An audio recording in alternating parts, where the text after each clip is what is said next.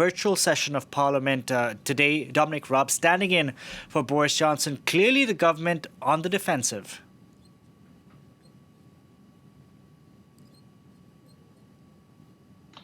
That's right, yeah, a historic and at times surreal reopening of Parliament. Just 50 MPs allowed inside the House of Commons chamber. There's normally 650 or so. And as you said, 120 more joining in a way which reflects the new normal, namely via video link. It was a chance for Keir Starmer, the opposition leader, to make his debut in taking the government to task and asking some of the questions which many of the British media and public have been asking during the time which Parliament has been shut down. First of all, over testing, we heard from Dominic Raab and just now Matt Hancock, the Health Secretary, saying they remain confident they will hit that target of 100,000 tests a day by the end of the month, but admitting capacity is currently just at 40,000. Questions being asked too about why the UK was apparently loath to lock down, why it did so relatively late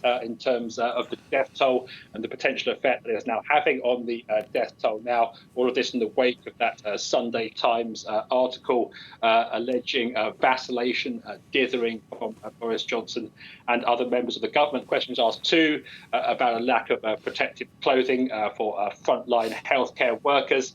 And that feeds into another debate which has been going on in the United Kingdom, namely as to why the UK apparently did not join that EU procurement effort. Was that a political decision or a communications one? We had one senior Foreign Office official telling a parliamentary committee that it was political, and then rowing back on that, saying it had all been about a case of a misunderstanding. But that hasn't stopped the government's detractors saying that during the early stages of this crisis, at least, it perhaps put Brexit, remember that, before the coronavirus crisis. Now, let's talk about the death toll, Chris, because it officially stands at 17,000. But there's a report in the Financial Times saying that the number of COVID fatalities is in fact nearly 41,000, double that, essentially, of the official figure.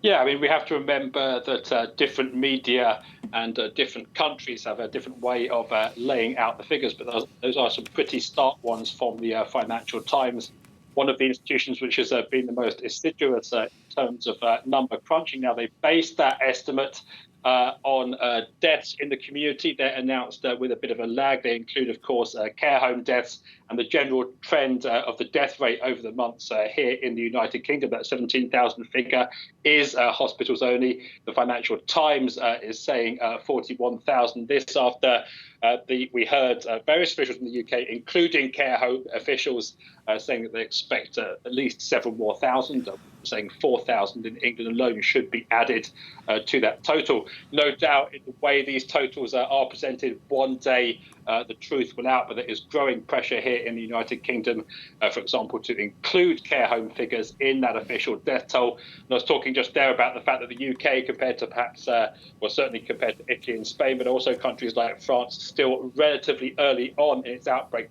perhaps towards the middle of the outbreak, looks to be heading towards one of the highest, if not the highest, death toll in Europe. Chris, there is some good news on the vaccine front out of Oxford University, isn't there?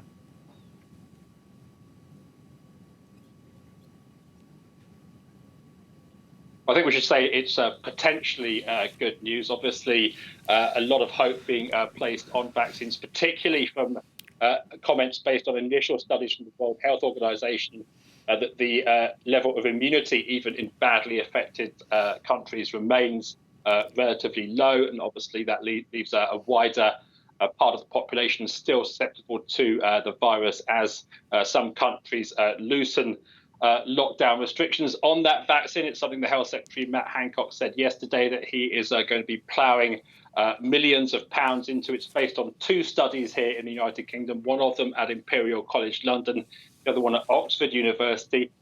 Those scientists, part of that research team, speaking out in recent weeks, saying it could be rolled out as early as September. I think they are 80% hopeful that it could be As I said, it is a great unknown in terms of when these vaccines are going to be available. And September certainly sounds a lot more optimistic than the governments of other countries, notably France, have been saying, for example, and they mean nothing until 2021. Fingers crossed, Chris. Thank you very much for that. And there has been